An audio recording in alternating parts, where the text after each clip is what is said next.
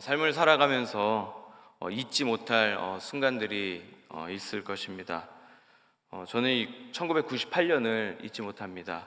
제가 미국에 처음 온 해이기도 하고 한국이 IMF로 인해서 신음하던 그때를 잊지 못합니다. 그리고 2001년도를 잊지 못합니다. 제가 학교 카페에서 오전에 일을 하고 있는데 그 일 때문에 학생들이 막 눈물을 흘리면서 비명을 지르던 그 순간을 잊지 못합니다. 제가 또 2009년도 제 아내를 만나 결혼했던 그때를 잊지 못하고요. 2011년도 제 딸을 제 품에 안았던 그때를 잊지 못합니다. 그리고 아마 저는 2020년은 평생 잊지 못할 한 해가 되지 않을까 싶습니다. 바이러스로 인해서 온 세계가 멈춰버리고 저희들이 스스로 교회의 빗장을 걸어 잠궈야만 했고, 게다가 이제는 참 이 가장 잘 사는 나라 이 미국에서 그것도 인종차별로부터 시작한 폭동이 일어나서 밤에는 통행금지가 일어나는 이런 말도 안 되는 상황 가운데 간 이 2020년 어떻게 있겠습니까? 미국에서 이런 폭동이 일어날 거라고 아마 생각하지 못했을 것입니다. 그 원인을 UCLA에 있는 한 교수가 이렇게 이야기합니다. 아직도 미국 안에 뿌리 깊게 자리 잡은 우월주의와 이 차별들이 근본적으로 해결되지 못하고 있었다는 것입니다. 그렇게 뿌리 깊게 잡혀있는 이 모든 것들 때문에 사회가 분열이 됐고 이렇게 극단으로 치닫게 되었다고 하는 이야기를 들었습니다. 사실 잘 생각해 보면요, 남의 이야기는 아닌 것 같습니다. 우리 안에도요, 보이지 않는 시기와 분쟁들이 얼마나 많습니까? 겉으로는 웃는 것 같지만 그 안으로는 끊임없이 판단하고 끊임없이 이 분열을 일으키는 것들이 얼마나 많이 있습니까? 학벌과 직장에 따라서 모든 게 갈라지는 듯한 이 사회, 그리고 내가 어디에 사는 것이 나의 신분을 결정한 것 같은 이런 사회 가운데 우리가 솔직히 살고 있지 않습니까? 교회 또한 다르지는 않을 것입니다. 우리가 말을 안 해서 그렇지 교회 안에서도 정말 우리가 알게 모르게 많은 분열이 있고 또 경쟁이 있고 또 나를 드러내려고 하다 보니까 서로의 관계가 어색해지고 그런 힘든 상황들이 분명히 있을 것입니다. 스스로 놔두면요, 분열하고 마는 게 우리들입니다. 오늘 이 고린도 이 말씀을 보면요, 고린도전서를 보면 이 고린도 교회는 아주 큰 어려움 가운데 있는데 가장 큰 문제가 무엇이냐면 이 분열의 문제입니다. 예나 지금이나 다 분열의 문제 가운데 있는 것이죠. 고린도서 1장 11절을 보면 이렇게 말합니다. 내 형제들아, 글로의 집 편으로 너에게 대한 말이 내게 들리니 곧 너희 가운데 분쟁이 있다는 것이라. 또 1장 12절에 보면 너희 각각 이르되 나는 바울에게, 나는 아볼로에게, 나는 게바에게, 나는 그리스도에게 속한 자라 한다는 것이니, 지금 이 사랑하는 이 교회 성도들에게 그 안에서 서로 나는 누구 편에 있다, 나는 이쪽 사람이다, 한마디로 지금 누구 라인이다, 이거를 갖다 나눠가지고 지금 서로 분열이 있다는 것이죠. 이 고린도 지역 상황 때문에 지금 똘똘 뭉쳐서 가더라도 쉽지 않을 그런 목표 환경일 텐데, 자기들의 이 어떻게 보면 교만 아닙니까? 나는 더 잘났다, 나는 이쪽이다, 스스로 판단하는 이 모든 상황 때문에 교회가 몸살을 앓고 있는 것이죠. 바울은 지금 이러한 여러 가지 상황을 고린도서 1장부터 3장까지 이렇게 이야기하면서 이들의 이 문제, 이 원인에 관해서 계속 이야기를 하고 있습니다. 그래서 오늘 말씀을 우리가 잘 살펴보면요, 근본적인 이 원인이 되고 문제가 되는 것은 결국 무엇이냐면 이들의 삶 가운데 하나님이 없는 것입니다. 하나님이 없는 삶을 살고 있는 거예요. 복음이 없는 삶을 살기 때문에 이들이 교만해지고 있는 것입니다. 왜냐면요, 생각해 보십시오. 하나님이 없어도 살만하기 때문에 이들이 괜찮은 거예요. 하나님이 안 계셔도, 하나님 붙들지 않아도 자신들의 이 똑똑한 지혜가 있고 또 하나님께 매달리지 않아도 지금까지 풍족하게 살아왔기 때문에 이들은 하나님 없어도 괜찮은 그런 삶을 살고 있던 것입니다. 그렇기 때문에 이들은요, 하나님보다는 자기들이 가지고 있는 지식과 자기들이 가지고 있는 풍요와 자기들이 가지고 있는 달란트를 더 의지하는 삶을 살았던 것이죠. 바울은 이 고린도 교회에 대해서 이렇게 표현을 합니다. 고린도전서 1장 5절에 보면 너희가 그 안에서 모든 일 곧 언변과 모든 지식에 풍족하였다라고 말하고요. 또 7절에 보면 너희가 모든 은사에 부족함이 없었다라고 이야기합니다. 사실 이거 얼마나 큰 칭찬입니까? 모든 것이 풍족하고 정말로 똑똑하고 누가 보더라도 고상한 그런 품격과 그런 문화를 지닌 자들이지만, 이러한 자들이지만 문제는 뭐냐? 이렇게 풍족하기 때문에 오히려 하나님과 온전히 붙들지 않고 살아갔다고 하는 것이죠. 하나님 없이 잘 살 것 같지만 사실은 하나님이 없으면 어떻게 됩니까? 공동체가 아프고 몸살을 앓을 수밖에 없는 것입니다. 이 교회의 머리인 예수 그리스도가 없으면요, 이 지체되고 몸된 우리가 스스로 지금 움직이려고 하는 거 아닙니까?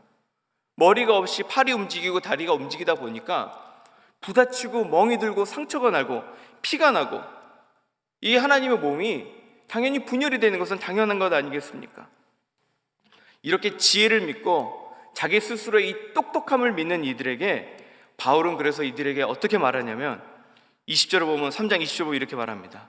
또 주께서 지혜 있는 자들의 생각을 헛것으로 아신다라고 말씀하고 있습니다. 이 지혜라는 것이요, 결국은 헛된 것이라는 겁니다. 사랑하는 성도 여러분, 하나님 없는 삶은 헛된 삶입니다. 인간의 지혜를 의지하는 삶은 헛된 삶입니다. 이러한 상황을 우리가 지금 가장 많이 깨닫고 있지 않습니까? 우리가 얼마나 고도로 발전된 시대 가운데 살고 있습니까? 누가 보더라도 과학 문명의 정말로 이 끝을 보여주는, 이제 4차 산업 혁명이 일어난다는 등, 그리고 이제 모든 암은 다 정복할 수 있다라는 이야기까지 하면서 우리가 얼마나 우리 인간의 위대함을 과시하고 있지 않습니까? 더 이상 우리가 갈 수 있는 곳이 없어서 이제는 우주를 또 나가야 된다는 그런 이야기하고, 몇 년까지는 화성에 가겠다라는 이야기를 하면서 얼마나 우리가 모든 걸 다 할 수 있는 것처럼 이야기하고 있습니까? 하지만요, 바이러스 하나도 지금 해결하지 못해가지고 온 세계가 다 멈춰버린 이 상황 가운데 우리가 살고 있지 않습니까? 우리의 지식은요, 우리의 지혜는요, 정말로 부족하기만 합니다. 또 우리가 얼마나 고상하게 사는 것처럼 또 살아왔습니까? 그런데 이렇게요, 세상이 멈춰버리니까 우리 지금까지 갖고 있던 모든 품격과 고상했던 것 같은 우리의 삶들이 어떻게 됩니까? 아무것도 못하게 되는 거예요. 어디 나가야지만 꾸미는 거죠. 집에 있으면 꾸밀 수 있겠습니까? 제가 이렇게 제자반을 하면서 이제 저희가 영상으로 제자반을 하는데요, 자매님들이 점점 이렇게 자유롭게 화면에 나타나시더라고요. 처음에는 이렇게 좀 평상시처럼 나타나시더니 화장도 안 하고 머리도 이제 좀 안 하시고 점점 자유로워지는 거예요. 또 머리를 또 손질을 못하지 않습니까? 머리가 점점 부시시해지고 있으시더라고요. 우리가 이렇게 얼마인에 이 땅에 살면서 고상하고 남들보다 이렇게 더 잘 사는 것처럼 보이지만요, 모든 게 스탑되면요, 하루아침에 다 돌아가는 거예요. 또 그런 이야기도 들었습니다.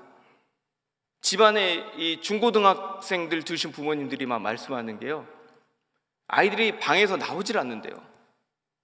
밥 먹을 때 이렇게 문 살짝 열리고 들어가면 또 공부한답시고 안 나오고 또 게임하고, 그래서 애들이 점점 짐승처럼 변해간다고 한 이야기를 들었습니다. 우리는요, 그냥 가만히 놔두면 정말 그런 식으로 변하게 되는 거예요. 또 요즘에 평상시에 보지 못했던 그런 모습들을 제가 보는 게 뭐가 있냐면요, 갑자기 저희 동네에 수많은 아이들이 나타나기 시작했습니다. 제가 이렇게 집에 가다 보면 너무나 많은 아이들이 저희 집 앞에서 막 뛰어놀고 자전거 타고 난리가 아니에요. 저는 그렇게 많은 아이들을 저희 동네에서 본 적이 없습니다. 왜 못 봤겠어요? 다 그 동네 사는 아이들인데. 애들이 바빴던 거예요. 애기들이 바빴던 겁니다. 학교 갔다 오면 애프터스쿨 가죠. 학원 가야 되죠. 배워야 되죠. 스포츠 해야 되죠. 애들이 너무 바빠서 얼굴 한번 보지 못하고 다 집안에만 있던 아이들이 할 일이 없으니까 뛰쳐나오는 거예요. 저희 애들부터 시작해서 나무에 막 매달려 있고 이게 사람인지 원숭인지 막, 그리고 막 땅 파고 있고요, 벌레 잡고 있고 막 이런 것들 보면서 참 보지 못한 그런 풍경들을 우리가 보게 되는 것 같습니다. 우리가요, 아무리 똑똑하고 아무리 지혜 있는 것처럼 생각하고 아무리 내가 다 나의 삶을 컨트롤할 것처럼 이야기를 하더라도요, 절대 불가능합니다. 우리의 지혜와 우리의 모든 것은요, 너무나 부족하기 때문입니다. 그렇기 때문에 18절에 보면 이렇게 말합니다. 아무도 자기 자신을 속이지 말라. 너희 중에 누구든지 이 세상에서 지혜 있는 줄로 생각하거든 어리석은 자가 될지라. 그래야 지혜로운 자가 되리라고 말씀하고 있습니다. 왜 우리가 자꾸 이렇게 왜 이렇게 우리 자꾸 이렇게 내 뜻대로 무엇을 하려고 할까요? 이게 인간들이 가지고 있는 근본적인 죄악의 문제 아닙니까? 창세기부터 시작된 거잖아요. 내 스스로 내 뜻대로 내 눈에 보기 좋고 내 생각에 좋은 것대로 하고자 하는 마음, 그것 때문에 선악과를 먹지 않았습니까? 내 삶을 내 스스로 내가 컨트롤할 수 있다고 생각하는 이 근본적인 제약의 근원, 내가 똑똑하기 때문에, 내가 이것들을 가지고 있기 때문에 내 판단과 내 뜻대로 할 수 있다는 이 제약의 근원이 결국 우리로 하여금 하나님 없는 삶을 만들게 하고 이것이 우리를 하여금 죄짓게 만드는 것입니다. 지금 고린도 교인들이 그런 거 아닙니까? 하나님께 매달리고 하나님이 있는 삶을 살아야 되는데 내 뜻과 내 생각대로 내 지혜대로 다 되니까 내가 판단자가 되고 내가 주관자가 되고 내가 심판자가 돼서 살려고 하는 이 근본적인 죄악의 모습들을 보여주고 있지 않습니까? 그럼 도대체 이 분열로 가득한 이 시대, 분열로 갈라진 이 교회 가운데 무엇이 필요할까요? 이 분열하는 이 교회 가운데 많은 이 고린도 성도들이 얼마나 힘들었겠습니까? 거기에 주는 하나님의 위로의 말씀이 무엇이냐면요, 고린도전서 4장 1절에서 2절 말씀입니다. 여기 보면요, 사람이 마땅히 우리를 그리스도의 일꾼이요 하나님의 비밀을 맡은 자로 여길지어다. 그리고 맡은 자들에게 구할 것은 충성이니라 고 말씀하고 있습니다. 여기서 먼저 뭐라 그러냐, 우리는 그리스도의 일꾼이다 라고 말씀하고 있습니다. 그리고 그 일꾼들에게 하나님께서 부탁하신 건 충성이라고 말씀하고 계세요.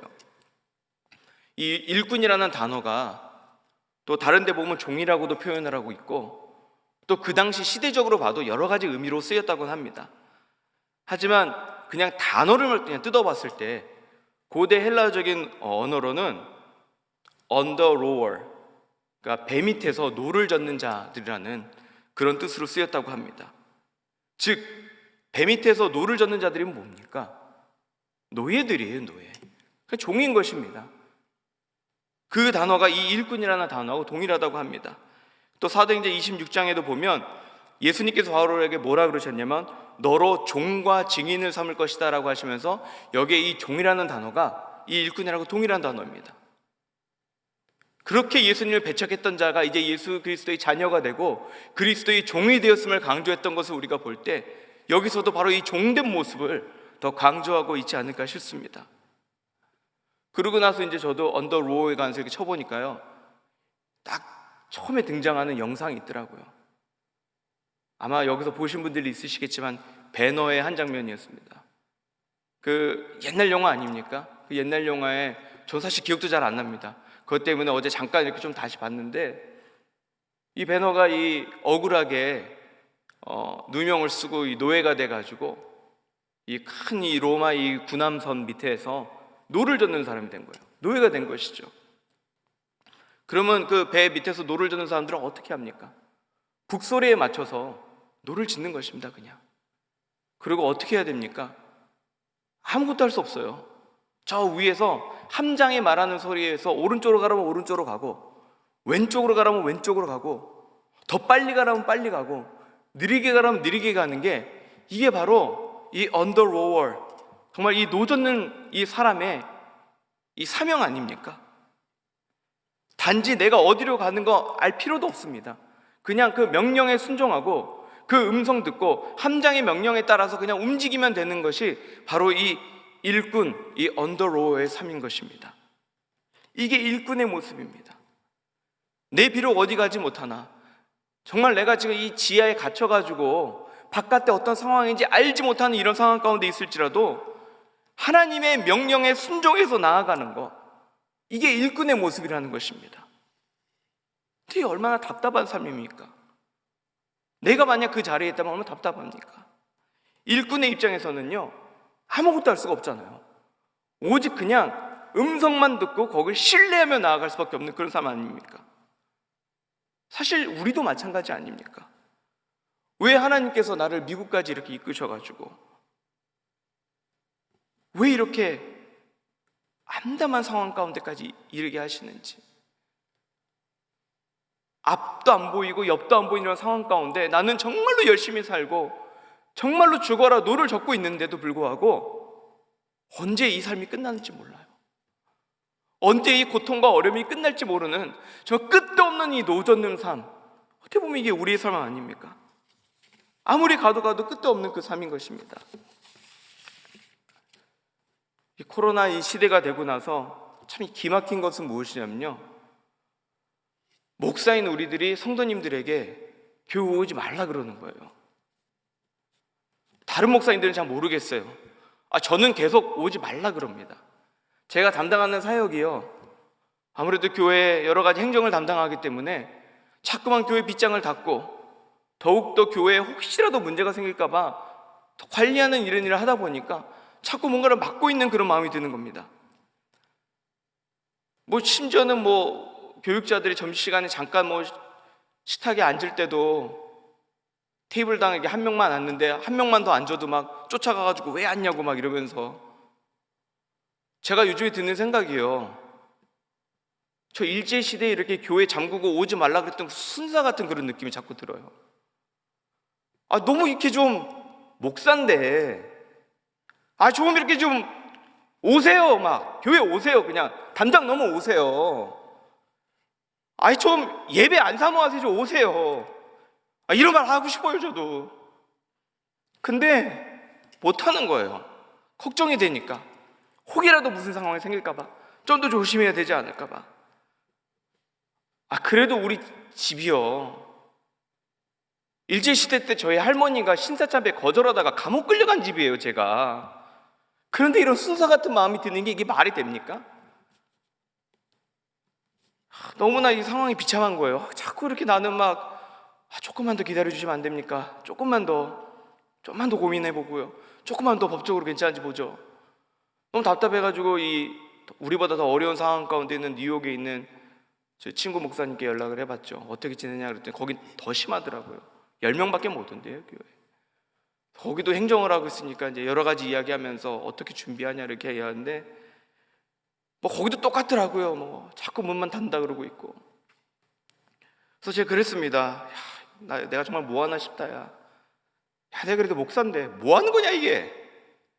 근데 걔라니까 좀 죄송한데 그 목사 친구가 저에게 그러더라고요.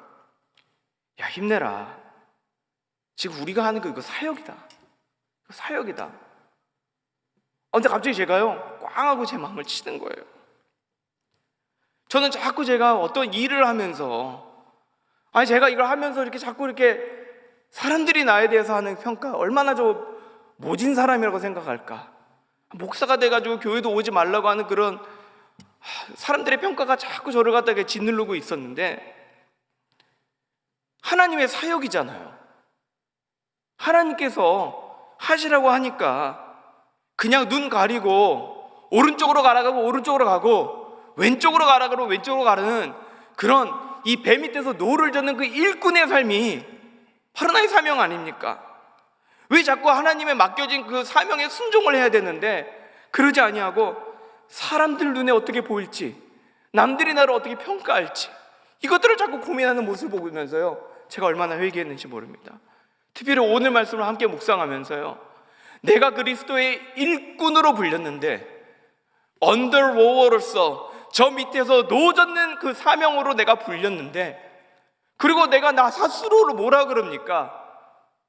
종이라 그러잖아요. 목사잖아요. 목사는 그리스도의 종이잖아요. 종님이 아니잖아요. 종이라는 말은 그저 그 명령에 순종해서 가라앉은 대로 가면 되는 것인데 자꾸 이렇게 님자를 나에게 스스로 붙이고 싶어하는 나의 부족한 모습을 보면서 얼마나 회개했는지 모릅니다. 고린도 교회랑 똑같은 모습 아닙니까? 그냥 하나님의 말씀에 순종해서 님이 아니라 종의 모습으로 순종하며 노를 저으며 나아가면 되는데 자꾸 생각하는 거예요. 야, 이거 내 생각에 보니까 오른쪽에 조금만 힘주면 더 잘 갈 것 같은데, 아, 저 북소리를 왜 저렇게 쳐? 조금 더 리듬 있게 치면 더 잘 나갈 것 같은데. 자꾸 이렇게 하나님께서 주시는 그 음성에 순종하며 나아가는 게 아니라 내 이 모든 사역의 경험과 내 삶의 지식과 내가 가진 것들로 갖다 판단하면서 나아가서 스스로 교만 있는 자리에 오르려 하고, 교만 있는 자리에 오르다 보니까 저 사람은 왜 이렇게 못할까? 저 사람은 왜 이러지? 판단하는 위치에 자꾸만 서게 되고, 그러다 보니까 나와 맞는 자와 자꾸만 이렇게 가르려고 하는 그런 분열의 모습이, 고린도 교회의 모습이 내 스스로에게 잠재되어 있는 이런 교만한 모습 아닙니까? 원든지 원치 않든지 우리는 너무나 자연스럽게 이러한 일을 하게 된다는 것입니다. 그리고 또한 바울이 말씀하는 거 뭐냐면요, 이러한 일꾼들에게 필요한 것은 충성이라고 합니다. 충성입니다. 하나님이 나의 주인이시고 내가 그분의 일꾼으로 살아야 된다면 그분께 충성해야 된다는 것입니다. 그런데 충성이 뭡니까? 이 충성의 의미를 생각해 보니까요, 정말 그분에게 그냥 따라가는 것 아니겠습니까? 하나님께서 우리에게 말씀하셨을 때 자꾸 우리 머리로 생각하면 어때요? 아닌 것 같잖아요. 상황이 안 되는데 나에게 헌신하라고 하는 것 자체가 말이 안 되는 것 같잖아요. 아무것도 없는데 더 주님께 뭘 더 내놓으라 하는 것 같은 그런 느낌이 들 때마다 아닌 것 같잖아요. 자꾸 내가 이렇게 판단하라고 할 때 그런 상황 가운데도 하나님의 그 신실하심, 하나님의 선하심을 믿고 저 갑판 위에서 말씀하시는 그 예수 그리스도의 음성을 듣고 내 삶을 그대로 맡겨버리는 것, 판단하지 아니하고 나를 위해 그 아들까지 주신 그 사랑을 믿고 그 하나님의 은혜를 우리가 믿고 내 인생을 거는 것, 이게 바로 충성 아닙니까? 그 하나님의 인도하심을 신뢰하는 것, 그것이 바로 충성된 삶 아니겠습니까? 그런데요, 너무나 감사한 것은요, 그 당시 노예들은 전쟁에서 지면 어떻게 됐겠습니까? 그 자리에서 죽었거나 다시 팔려갔겠죠. 하지만 우리들은요, 어디로 갈지 모르지만 저 예수 그리스도, 한장 되신 그리스도의 음성에 들으면서 노를 젓다 보면요, 분명히 반드시 승리하는 삶을 살게 됩니다. 예수 그리스도께서 승리하셨기 때문입니다. 우리에게는요, 패배가 없는 그러한 승리의 삶이 보장된 그 삶이 바로 그리스도의 음성을 들으며 따라가는 삶입니다. 이 말씀을 준비하면서 찬송가가 하나 떠올랐는데요, 이 가사가 이렇게 됩니다. 오 놀라운 구세주 예수 내 주, 참 능력의 주시로다. 큰 바위 샘솟는 그곳으로 내 영혼을 숨기시네. 그러니까 나를 정말 붙들으신 하나님을 찬양하는데 그 밑에 후렴 가사가 너무 기가 막힙니다. 메마른 땅을 종일 걸어가도 피곤치 아니하며 위험한 곳에 이를 때면 큰 바위에 숨겨주시는 거 손으로 덮으신다라고 고백하고 있습니다. 이 지금 찬양을 하는 자가요, 너무 삶이 좋아가지고 하나님을 찬양하고 있는 게 아니에요. 걸어도 정말로 이 메마른 땅, 언제 끝이 모를 것 같은 정말 광야 같은 이 메마른 땅을 걸어가고 있는 상황이고, 어디서 무엇이 날라와가지고 나를 위협에 빠질지 모르는 이러한 위험한 상황인데도 불구하고 오 놀라운 구세주, 능력의 주님, 나를 붙들어 주시는, 나에게 힘 주시며 내 생활을 도우시는 그 주님을 찬양하고 있는 것 아닙니까? 이게 바로 그리스도의 일꾼들이 해야 될 충성의 삶이 바로 이것 아니겠습니까? 메마른 땅을 걸어가는 것 같은 우리의 삶일지라도 신실하신 하나님을 믿으며 그 하나님께 나를 맡기고 그 하나님께 내 삶을 다 드리는 것입니다. 이게 바로 충성의 삶 아니겠습니까? 사랑하는 성도 여러분, 코로나 때문에 얼마나 많이 힘드세요. 이제 조금 진정되는 것 같은데 또 폭동 때문에 피해 입은 분들도 얼마나 많으십니까? 난 정말 열심히 살아갔는데, 정말 신앙생활도 열심히 하고, 정말 주의 말씀 붙들고 살아가고 있는데, 나는 이렇게 지하에 갇혀서 어디로 갈지 몰라서 노를 젓고 살아가는 그런 암담한 답이 없는 삶처럼 느껴지고 있지는 않으신지요? 사랑하는 성도 여러분, 그리스도께 충성하십시오. 어디에 있으시든지 그분께 신뢰하면서 충성하면서 나아갈 때 하나님께서는 반드시 우리의 삶에 은혜를 허락하여 주시고 승리를 경험하게 해주시는, 또 하나님께서 채워주시는 그런 삶을 살게 해주실 줄 믿습니다. 이 시간 함께 우리 찬송하면 좋겠습니다. 찬송가 우리 446장 우리 오 놀라운 구세주 함께 우리가 찬송하겠습니다.